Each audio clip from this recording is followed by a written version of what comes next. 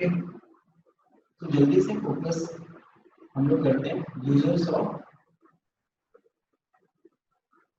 Accounting information.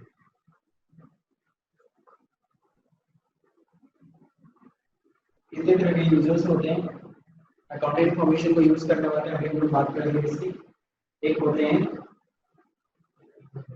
Internal user और एक होते हैं एक्सटर्नल यूजर, है ना। अब हम लोग बात करें इंटरनल यूजर में से कौन आते हैं। इंटरनल यूजर में जैसे एक आते हैं कंपनी के, कंपनी का जो मैनेजमेंट ग्रुप होता है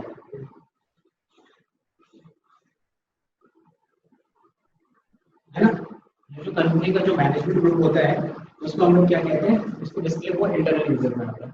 अब मैनेजमेंट ग्रुप में से कौन आ जाएगा?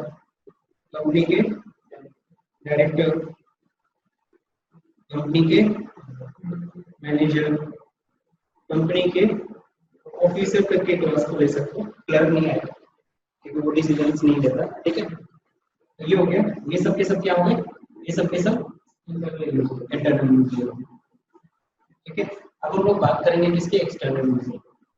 तो इसमें क्या होते हैं, इसमें सबसे पहला तो फाइनेंशियल ग्रुप होता है।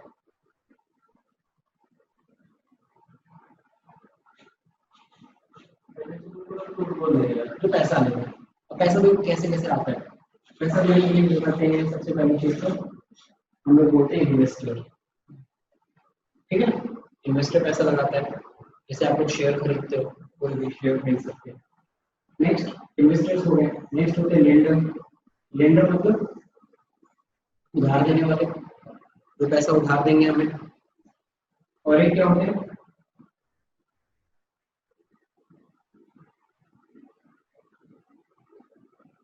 ये भी तो उधार देते हैं, सप्लायर। माल उधार खरीदते हैं ना, माल क्रेडिट पे ले रहे हैं, बेच रहे हैं, फिर इसका पैसा चुका रहे हैं, तो ये भी तो उधार दे रहा है भाई। कंपनी के मैनेजमेंट ग्रुप की बात कर रहे हैं, सबसे पहले तो मैनेजमेंट ग्रुप में इंटरनल मैनेजमेंट ग्रुप कहते हैं किसे, एक बार फिर से बोल रहा हूँ, ध्यान से सुन लो।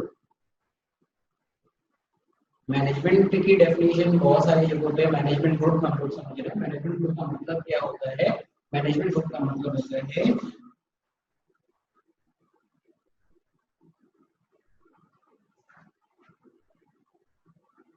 who makes the plan and take the decision,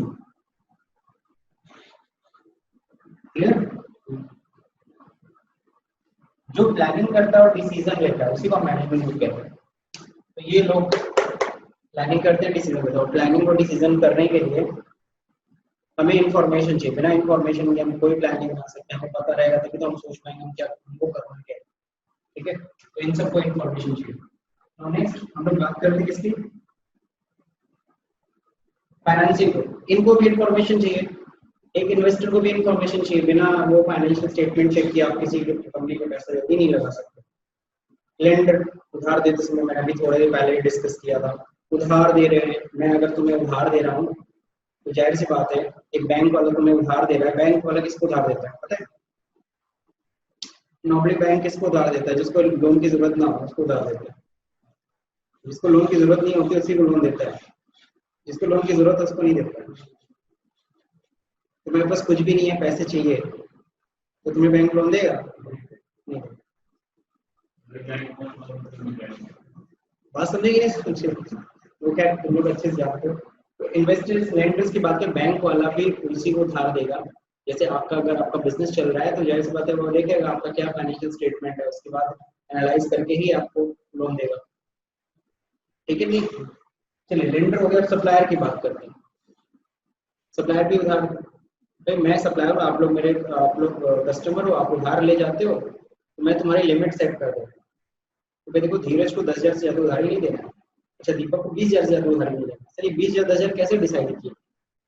sir वो डिसाइड किए हैं सामने वाले की फाइनेंशियल स्टेटमेंट चेक करके। मुझे पता है इनके बारे में, इनकी बिजनेस इससे ज्यादा नहीं है, या इससे ज्यादा उधार देंगे तो पैसा कहीं डूबना चाहिए। क्लियर हुआ कि नहीं क्लियर हुआ? तो ये हो गया सप्लायर। तो सप्लायर भी सामने वाले की, अपने कस्टमर्स की इंफॉर्मेशन चाहता है। तभी वो उधार देगा, तभी वो लिमिट सेट कैसे होता है, लिमिट सेट ऐसे ही ना होता है, बिना आपके बारे में जाने हम लिमिट सेट कर देंगे। मैंने फोन किया अपने सप्लायर से, मैंने बोला जरा 10 लाख का माल भेज दो, ठीक है ना, सप्लायर ने भेज दिया, ट्रक आके खड़ी हो गई, मैंने एक पैसा नहीं दिया, मैंने बस बोला, फोन बस कर दिया, आ गया 10 लाख का माल आ गया। इसका मतलब क्या है, उस सप्लायर को मेरी फाइनेंशियल स्टेटमेंट के बारे में पूरी इन्फॉर्मेशन है, वो जानता है पार्टी अच्छी है, अभी माल भेजेंगे, एक हफ्ते के अंदर पेमेंट आ जाए, सही कि नहीं सही है? सप्लायर भी इन्फॉर्मेशन चाहते हैं सर, और सर पब्लिक ग्रुप होता है, पब्लिक ग्रुप भी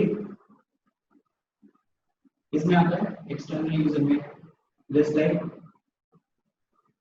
लेबर, ठीक है, लेबर कंपनी में काम कर रहे हैं तो इसका इंटरनल नहीं है, ध्यान रखना, बिकॉज वो मैनेजमेंट ग्रुप में नहीं है, ठीक।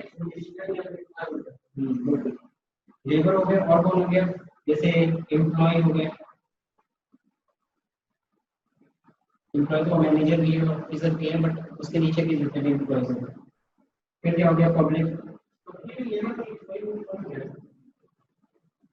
लेबर की बात कर रहे हैं, जो फैक्ट्री की बात कर रहे हैं, फैक्ट्री में जो लेबर काम, चलो ठीक है, इसको के साथ ही, और एम्प्लॉय में जैसे क्लर्क ले लेगा या नॉन मैनेजमेंट ग्रुप के लोगों को ले लेगा। और फिर क्या हो गया, ठीक है, और फिर इनका गवर्नमेंट एजेंसी है कि नहीं है, government agency, government wants to know, sir why government wants to know, exactly, if we are talking about the government, then income tax department basically wants to know how much property you earned in this year. Sir कोविड-19 ने सब business बंदा कहाँ से कुछ कमाया, नहीं इस साल की बात नहीं कर रहा हूँ, पिछले साल की बात कर रहा हूँ, इस साल तो कमाए थे ना, तो अप्रैल से लॉकडाउन लगा ना, बिल्कुल। एवरी गवर्नमेंट एजेंसी, एक चीज बताओ, मेरे को तुमसे हर साल टैक्स मिलता है 10 करोड़ 15 करोड़, एक साल ना दो तो मेरे तोते उड़ जाएंगे, मैं सोचूंगा क्यों नहीं पैसा आया, क्या बात है, तो मैं तुम्हें फाइनेंशियल स्टेटमेंट चेक करूँ, मैं देखूंगा कि तुम्हारा टैक्स धीरे धीरे बढ़ना ही चाहिए, अगर घट भी गया ना, पिछली बार 15 करोड़ दिया, इसमें 12 करोड़ क्यों दिए, 3 करोड़ कैसे कम हुआ, चलो चेक करते हैं, इसके ऑडिट करेंगे, चेक करेंगे, नहीं समझ में आगे ना समझ में, तो जाहिर सी बात है, इनकम भाई गवर्नमेंट की डिपार्टमेंट इनकम टैक्स, तो रेवेन्यू डिपार्टमेंट उसको बोलते हैं, चाहे हम जीएसटी इनडायरेक्ट टैक्स की बात करें, चाहे डायरेक्ट टैक्स की बात करें, रेवेन्यू डिपार्टमेंट है, तो रेवेन्यू डिपार्टमेंट बिल्कुल हर एक कंपनी की प्रॉफिट एंड लॉस जानना चाहती है, अभी तो आपसे क्या लेंगे, टैक्स, जीएसटी रिटर्न क्या होता है, हाँ सर इस महीने इतना सेल किए हैं, आप खुद ही भरते हो इन्फॉर्मेशन अपनी, इनकम टैक्स रिटर्न भी आप खुद ही भरते हो, सर मैंने इतना कमाया, सर इतना टैक्स ले लो, ठीक है, पता है नहीं देंगे, बहुत से लोग चोरी करते हैं, पकड़े भी जाते हैं, तो होता है ना, जिनको कई लोग ऐसे होते हैं जो चोरी नहीं कर पाते, जैसे एक गवर्नमेंट एम्प्लॉय वो चोरी नहीं कर सकता, उसको पता है सैलरी इतनी आ रही है, इतना टैक्स देना, नहीं देंगे, गवर्नमेंट ही तो सैलरी दे रही है, बैंक वाले जितने गवर्नमेंट एम्प्लॉय है, भाई मान लो अगर तुम प्राइमरी टीचर ही हो, तुम्हारा 40,000 रुपये इनकम, तुम कहाँ छुपा पाओगे, गवर्नमेंट ही तो दे रही है, नहीं समझ में आया, रेलवे एम्प्लॉयज हो गया, तो चोरी तो बिजनेसमैन ही चोरी कर सकता है, हाँ बिजनेसमैन बिल्कुल कर सकता है अगर वो अपने प्रॉफिट को कम दिखाए, लेकिन जीएसटी गवर्नमेंट ने लाया इसीलिए ताकि चोरी रोक सके, लेकिन हालांकि देखो एक ऐसी चीज होती है, ताला चाहे जितना बढ़िया बना लो, सर जी चोरी रुकेगी, बात समझेंगे, तो कह रहा हूँ आप समझदार,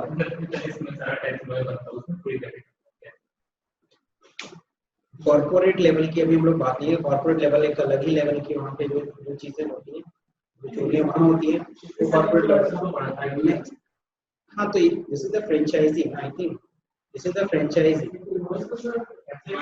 taxing wise that is another thing, अब क्या देखो दिखाते हैं, कितना शो करते हैं, कितना क्या करते हैं, अब इसके पीछे का गेम क्या होता है कि हम अपने खर्चे को किस तरह से दिखा रहे हैं, हम दिखा रहे हैं, आप सभी एम्प्लॉइज हो मेरे, आप सभी को मैं 20,000 रुपये सैलरी देता हूँ, एग्जैक्टली देता कितना, इज दैट क्लियर? सो देखो प्रॉफिट वाला ये नहीं, हम सेल्स कम दिखाएंगे, हम उसको नहीं छुपा सकते बिकॉज कॉर्पोरेट का कल्चर है, कॉर्पोरेट में डोमिनोज थोड़ी ना चोरी करती है सर, वो तो जितना फेयर है सब दिखाती है।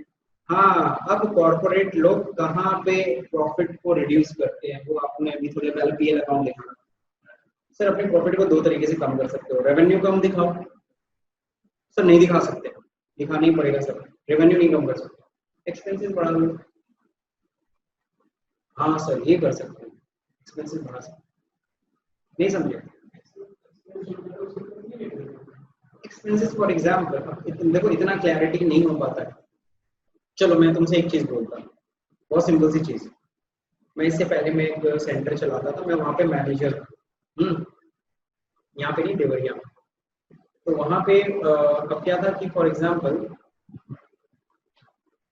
क्या बोलते जनरेटर चलता था, है ना, जनरेटर।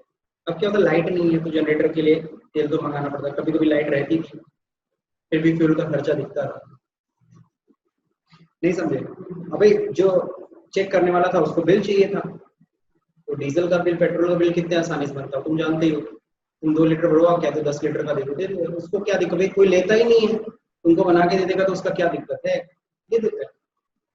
अब बताओ, तुमने बनवा तो लिया, 5 लीटर डीजल का खर्चा दिखा तो दिया, लेकिन एग्जैक्टली आज तो लाइट ही नहीं गई। अब कौन चेक करेगा उस दिन लाइट गई थी कि नहीं गई, ये चेक हो सकता है?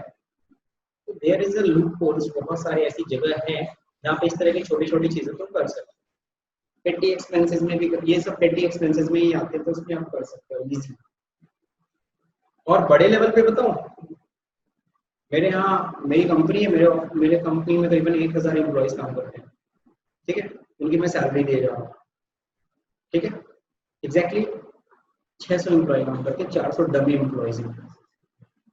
ये सब बड़े गेम्स होते हैं, 400 डमी एम्प्लॉयज में दिखा, और सोचिए 400 एम्प्लॉयज का खर्च कितना जा रहा होगा, सैलरी दिखा रहे होंगे, लेकिन एग्जैक्टली वो सैलरी कहीं नहीं जा रहा। चलो ठीक है, अब इतना मत जाओ प्लीज, हम लोग टैली पढ़ने बैठे हैं यहाँ पे, मैं तुमको क्या चीज सिखा रहा हूँ, ये गंदी गंदी चीजें नहीं सीखो, अच्छी चीजें हम लोगों को ईमानदारी पहले सीखो, ये सब बेईमानी नहीं, ये सब गलत चीज, ठीक है ना। जब कॉर्पोरेट अपना खोलना तो देखना, सोचना, कोशिश करना कहीं से प्रॉफिट बचाने के लिए, तो उसके लिए होती है प्रॉफिट स्क्रीनिंग होती है, प्रॉफिट स्क्रीनिंग मैंने पढ़ाया हुआ है, तो यूट्यूब पे जाके देख सकते हो प्रॉफिट स्क्रीनिंग कैसे अपने प्रॉफिट को इधर उधर करते हैं, और बिना पता चले, किसी को पता भी ना चले, हम अपने प्रॉफिट को रिड्यूस करते हैं। ठीक, चलिए, तो पब्लिक ग्रुप हो गए, गवर्नमेंट एजेंसी हो गई, लेबर हो गए, पब्लिक ग्रुप हो गए, और क्या हो सकता है अभी, और क्या हो सकता है, अरे कस्टमर, कस्टमर भी लिख दो बस, हो गया। और भी मन करे तो लिख देना अपने मन से, तो सब पब्लिक ग्रुप में सब आते हैं, ये सब एक्सटर्नल यूजर है, ये सब इंटरनल यूजर, कहीं कोई दिक्कत है तो क्लिक कर लीजिए आपको, आगे बढ़ाइए।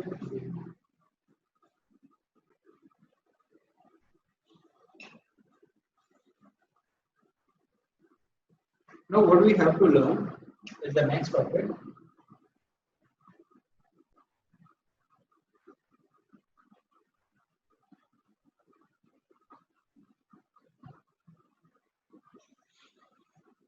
Accounting terms. अब हम लोग कुछ अकाउंटिंग टर्म्स के बारे में समझेंगे। बेसिकली अकाउंटिंग टर्म्स समझना बहुत जरूरी है, बिना उसके हम लोग अकाउंटिंग पढ़ रहे हैं तो कहीं ना कहीं दिक्कत है। पता है क्यों? अकाउंटिंग टर्म्स अगर आपको नहीं पता है, अकाउंटिंग टर्म्स के बारे में नहीं नॉलेज, जैसे फॉर एग्जांपल आप साइंस पढ़ने जा रहे हो, छोटी छोटी चीजें बताई जाती है ना, जैसे न्यूट्रॉन, प्रोटॉन, ये सब चीजें क्या है, केमिकल्स के नाम में क्या चीजें, सब चीजें बताई जाती है, तब तो तुम समझ पाते हो आगे। उसी तरीके से अगर हमें इसके बारे में पढ़ना, अगर हमें अकाउंट समझना, तो अकाउंटिंग के जो टर्म्स हैं उनके बारे में नॉलेज होना चाहिए। चलिए सबसे पहले बात करेंगे हम इसकी, business. What is business? I think इसके बारे में मैं पहले भी पढ़ा चुका हूँ, फिर एक बार पूछना चाहूँगा, व्हाट इज बिजनेस? बिजनेस होता क्या है?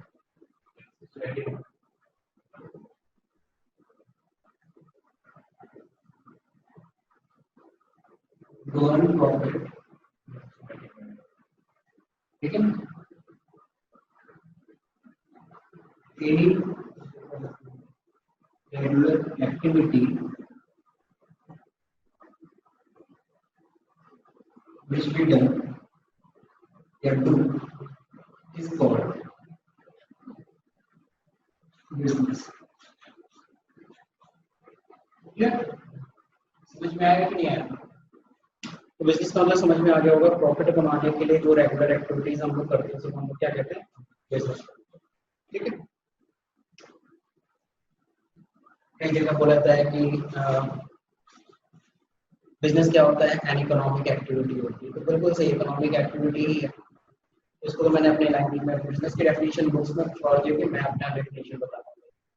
ठीक है, और नेक्स्ट अगला एक शब्द आता है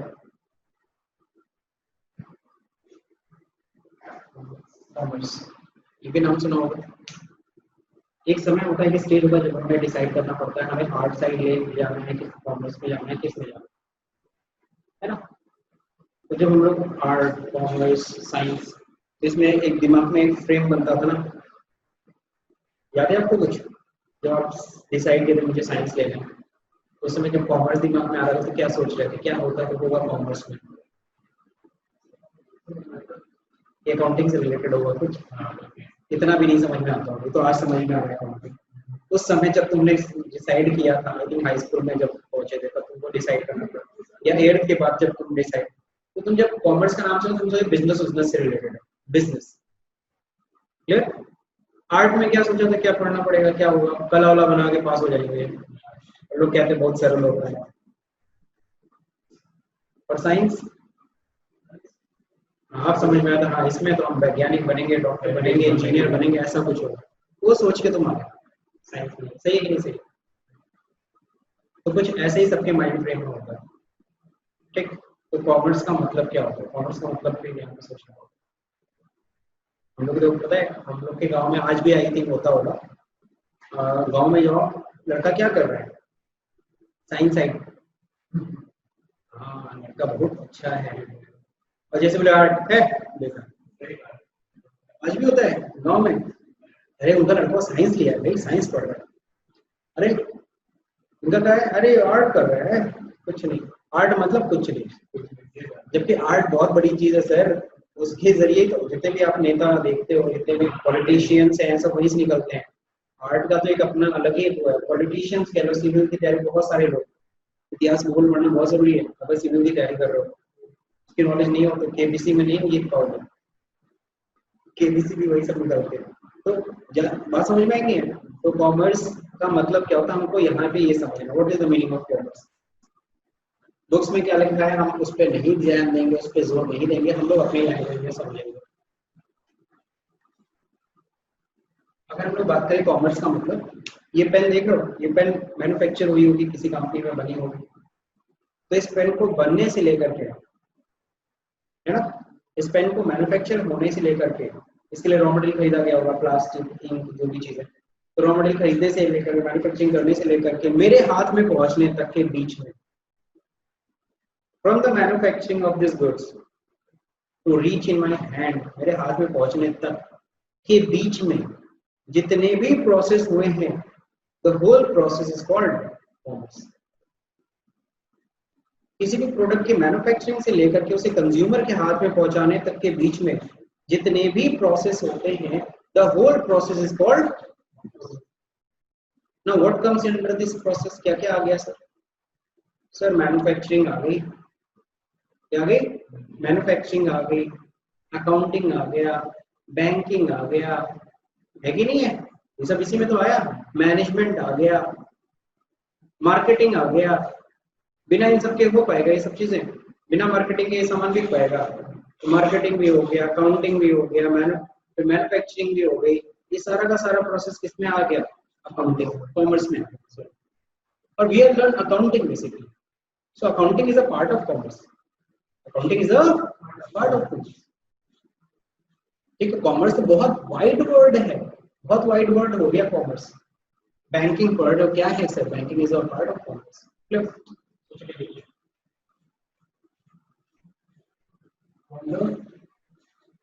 manufacturing of any product to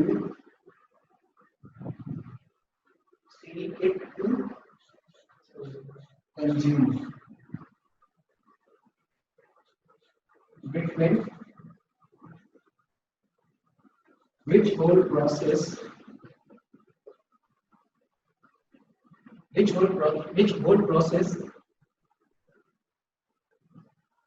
we done is called, क्या कहलाता है?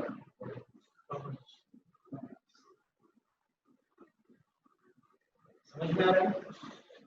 बहुत बड़ी डेफिनेशन मैंने नहीं बताया, बहुत सिंपल से डेफिनेशन है, समझ में आया, बहुत अच्छी चीज है। From the manufacturing of a product to sell it to the consumer, between which whole process we done, that is called ठीक। What comes under these process, क्या क्या चीजें आ गई? It includes क्या क्या चीजें आ गई बताओ? It includes मैन्युफैक्चरिंग एमएलजी लिख रहा हूँ, समझ में आ गया? मैन्युफैक्चरिंग, मार्केटिंग, ओके, बैंकिंग,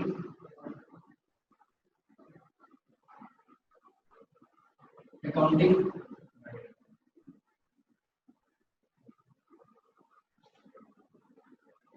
बस है ना, इसमें ये सारी चीजें आ गई, ठीक। और हम लोग बेसिकली पढ़ रहे हैं क्या? अकाउंटिंग पढ़ रहे हैं, ठीक। This is commerce. Now what is the next topic? What is accounting? हमने इससे पहले अकाउंटिंग की डेफिनेशन पढ़ी थी, अब हम लोग पढ़ रहे हैं क्या? अकाउंट। What is account? क्या कहते हैं अकाउंट, किसे कहते हैं?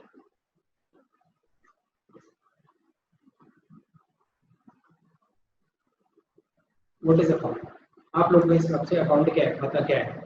हिंदी में खाता कहते हैं। अच्छा, इसकी हिंदी नहीं बताया, बिजनेस तो समझते हैं सब लोग, व्यवसाय। कॉमर्स मतलब वाणिज्य हिंदी में कहते हैं, okay. Now what is account? Account किसे कहते हैं?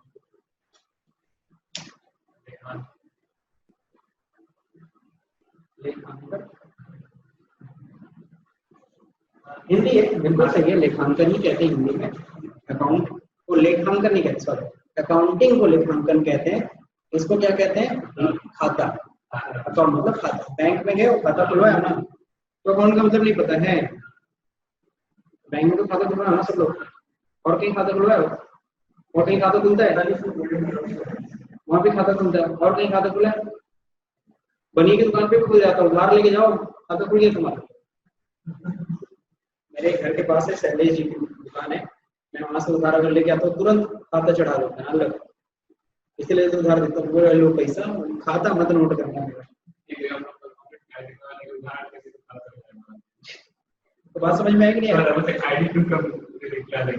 तो खाता होता क्या है सर? खाता होता क्या है बेसिकली? सिंपल सी कॉपी है, लाओ एक बार कॉपी देना अपनी, लगे टच वच नहीं करना चाहिए, कपड़े को सैनिटाइजर पे लगाना पड़ेगा, तुम भी लगा लेना सैनिटाइजर, ओके।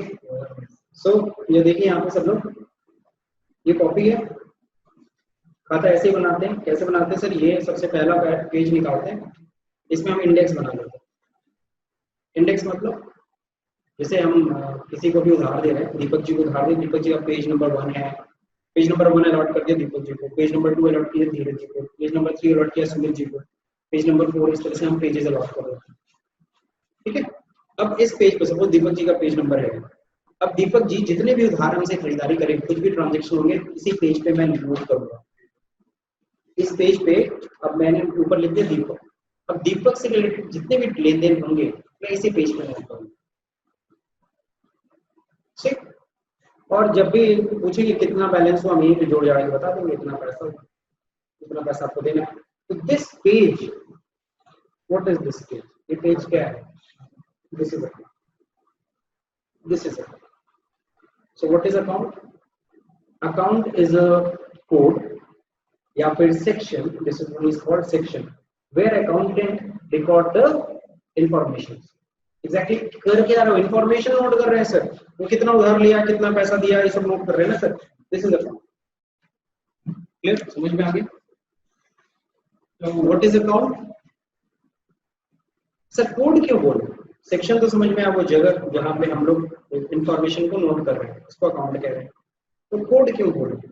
क्योंकि आजकल देखो कोडिंग सिस्टम है, आजकल गवर्नमेंट भी देखो कह रहा कोड याद करो, क्योंकि हम तुमको तुम्हारे नाम से तुम्हारे चेहरे से नहीं पहचानते, क्योंकि एक चेहरे के 7 लोग होते हैं, ऐसा किसी फिल्म में सलमान खान ने बोला था, ठीक है ना, ऐसा कुछ नहीं। ठीक है, चेहरे से भी हो सकते हैं, 2 लोग का चेहरा शक्ल मिल सकता है, लेकिन सर हमें आपको आपके नाम, आपके चेहरे, आपके से नहीं पहचानना होगा। क्यों? सिमिलर हो सकता है सर, तो सर कैसे पहचानोगे? आपका एक नंबर होगा, वो होगा आधार नंबर, मैं आपको आधार नंबर से पहचानूंगा। You will identify from your Aadhaar number. तो समझ में आया कि नहीं है? तो दिस इज द पॉइंट। तो गवर्नमेंट आ रहा है सर, बैंक वाला आपके नाम, आपके चेहरे से आपको नहीं पहचानता, वो आपके अकाउंट नंबर से आपको पहचानता है। आप कहोगे बैंक में जरा मेरा बैलेंस बताओ, कहता है तुम्हारा क्या बैलेंस है, अकाउंट नंबर बताओ तब ना बैलेंस बताए, है कि नहीं है? अकाउंट नंबर हर जगह। तो बैंक में जब खाता खोलते हो ना, अकाउंट आपको आपका एक कोड मिल जाता है, that is called your account, जहाँ पे आपकी सारी इंफॉर्मेशन को नोट किया जाता है। ठीक, तो हम लोग बोल सकते हैं कि नहीं बोल सकते? अकाउंट इज और section where accountant record and supply the information। Sir record समझ में, सप्लाई क्यों बोले? अरे भाई तुम पूछोगे तो बताऊंगा नहीं कितना बैलेंस हो, तो वहीं से मैं जाके देख के बताऊंगा। अकाउंट इज अ कोड और section where accountant record and supply the information. Easy. तो अभी 3 टर्म्स हम लोगों ने कवर किया।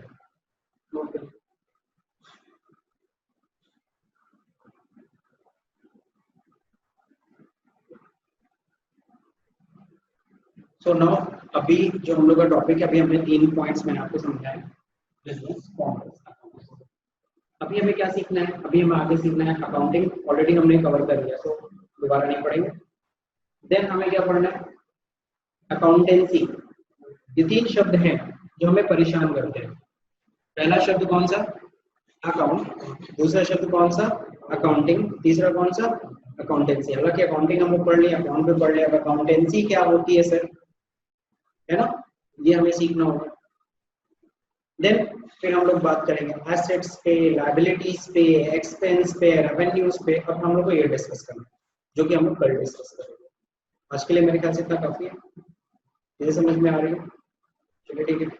और हाँ, बाकी व्यूवर्स के लिए मैं बोल दे रहा हूँ, अगर ये वीडियो आपको अच्छी लगी हो तो इसे लाइक करिए और शेयर करिए, और हाँ, सब्सक्राइब का बटन दबाना भूल जाइए। Thank you for watching this video.